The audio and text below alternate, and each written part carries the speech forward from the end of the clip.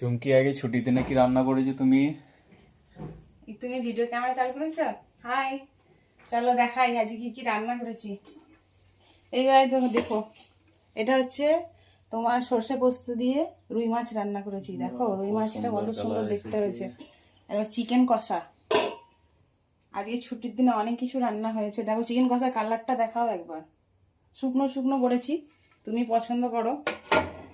আর এটা হচ্ছে তোমার খাসির মাংস, আজকে মাংসও করেছি।